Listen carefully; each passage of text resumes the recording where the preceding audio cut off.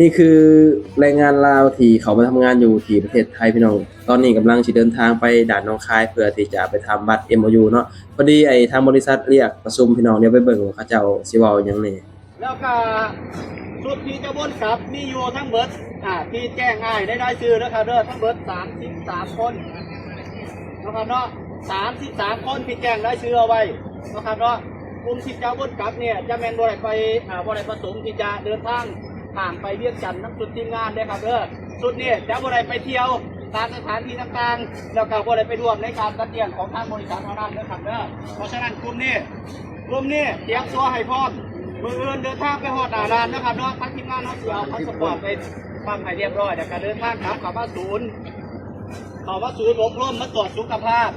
นะครับเนาะแล้วก็นำไปพิจารณาทำงานหยุดนั้นแล้วก็เดินทางกลับในมืออื่นย่ามมือแดงเด้อครับเด้อสบายดีพ่อแม่พี่น้องสวัสดีพ่อแม่พี่น้องทางฝั่งไทยนำครับผมมื้อนี้เฮาก็สิเดินทางไปทำบัตรเนาะคลิปนี้ก็เป็นคลิปต่อที่เฮามาจากปิ่นเกล้าโลตัสปิ่นเกล้าเนาะที่เฮาได้ถ่ายให้พี่น้อง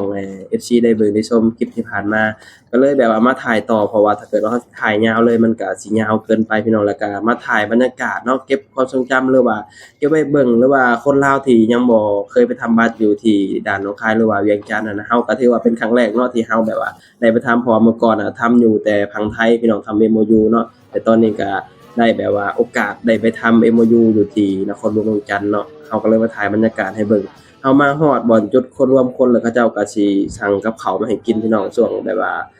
แบบเฮาสิออกเดินทางว่าซี้นะช่วงเย็นๆเขาเจ้าสั่งพวกไอ้ข้าวของมาให้กินผัดกะเพราพี่น้อง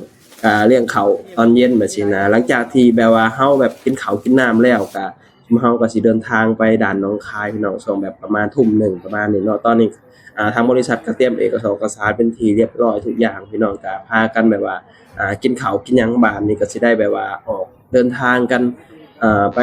มุ่งหน้าไปด่านหนองคายพี่น้องเฮาก็ได้ข้าวมา2กล่องเอามาฝากไอ้หมู่กล่องหนึงอย่างเดียวเลย กับข้าวก็สิง่ายๆพี่น้องก็ผัดกะเพราเนาะเขาเจ้าแบบว่าสั่งข้าวของมาให้กินช่วงแบบว่ากำลังสิเดินทางเนาะพอกินข้าวแล้วเฮาก็สิพากันนั่งท่าเพราะว่ารถสิออกประมาณทุ่มหนึ่งพี่น้องก็บรรยากาศก็ประมาณนี้แหละพี่น้องแรงงานลาวที่มาทำงานประเทศไทยเนาะตอนนี้ก็ได้เวลาออกจากกรุงเทพแล้วพี่น้องมุ่งหน้าเข้าสู่หนองคายแล้วก็มันมีอยู่2ไอ้แบบพี่น้องที่ไปทำบัตรเนาะบางคนแบบอยากที่กลับก็สามารถกลับได้ฉะนั้นโดยที่บ่ต้องไปค้างคืนอยู่ที่นครหลวงเวียงจันทน์ก็ได้พี่น้องก็แล้วแต่เนาะผู้ใดอยากไปค้างคืนส่วนเฮาก็สิไปค้างคืนอยู่นครหลวงเวียงจันทน์พี่น้องไปเบิ่งบรรยากาศอยู่ที่เวียงจันทน์เนาะแล้วก็สิถ่ายบรรยากาศให้พี่น้องเบิ่งเป็นตอนเนาะว่าเป็นจังไดเพราะว่าคนลาวบางคนอาจจะบ่เคยไปเฮ็ดจังซี่นะพี่น้องก็อาจจะมาเห็นคลิปเฮาแล้วก็สิได้เบิ่งว่าอ๋อมันเป็นแบบนี้มันเนี่ยตามขั้นตอนจังซี่เฮาก็เลยว่าสิถ่ายเป็นตอนให้พี่น้องได้เบิ่งได้ชมเนาะตอนนี้ก็ กำลังสิพากันขึ้นรถพี่น้องรถก็มีอยู่2คันแล้วก็มีรถตู้อีก2คันเนาะแล้วแต่ผู้ใดสิขึ้นรถหยังส่วนเฮาเลือกรถทัวร์พี่น้องเพราะว่ามันนั่งสะดวกสบายกว่ารถตู้เนาะเพราะว่ารถตู้เฮานั่งแบบนั่งแล้วมันรู้สึกว่ามันแบบมันนั่งยากเนาะเพราะว่าช่วงที่เฮาไปต่อบัตรพาสปอร์ตมันรู้สึกว่ามันนั่งยากเฮาก็เลยว่านั่งรถทัวร์อาจจะแบบว่าสบายกว่ามันกว้างก็บ่นั่งบ่หยังมันก็สิแบบสะดวกสบายนี่เลยพี่น้องบรรยากาศเทิงรถก็สิประมาณนี้เนาะ เลือกบนนั่งเลยผู้ใดอยากนั่งบนใดก็นั่งเพราะว่าทางบริษัทเพิ่นก็จัดสรรมาให้ว่าคน100คน200คนก็ที่นั่งก็ประมาณนี้เพิ่นก็เอามาแบบให้ครบทุกคนว่าซี่นะพี่น้องก็บรรยากาศก็ประมาณนี้แหละเนาะตอนนี้เฮาก็ได้บ่อนนั่งเป็นที่เรียบร้อยนั่งกับหมู่พี่น้องนี่เลยบรรยากาศแรงงานลาวที่มาทำงานอยู่ที่ประเทศไทยพี่น้องมีแต่ลาวไอ้ต้อยนี่รวมกันในนี้พี่น้องอยู่ไทยก็อยู่ให้ถูกต้องเด้อพี่น้องผู้ใดยังบ่ทันเฮ็ดบัตร MOU ก็พากันเฮ็ดบัตรเด้อตอนนี้รถก็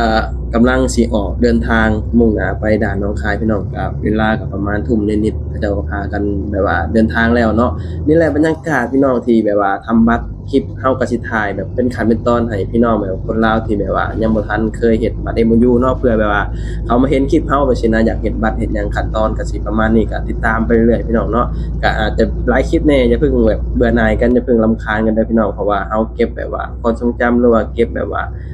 แบบให้คนลาวแบบว่าคนที่ยังบ่เคยเฮ็ดบัตรหั้นนะแบบได้รู้ว่าขั้นตอนมันเป็นแบบนี้นะว่าเฮาก็สิถ่ายเป็นขั้นเป็นตอนให้ได้เบิ่งได้ชมกันเนาะบรรยากาศในเมืองใหญ่ก็สิประมาณนี้พี่น้องเนาะสำหรับคนลาวที่มาทำงานอยู่ไทยก็พยายามแบบว่า ทำบัตรเด้อพี่น้องเพราะว่าการที่เฮามีบัตรมีหยังมันก็อยู่สะดวกสบายเนาะการทำงานทำหยังก็สบายใจบ่ต้องแบบกังวลโน่นนี่นั่นจังซี่นะแล้วก็บ่ต้องเดินทางแบบบ่อยไปซี่นะเฮามีบัตรเฮาก็ทำงานยาวเลยพี่น้องตั้งใจเก็บเงินเนาะนี่คือบรรยากาศในร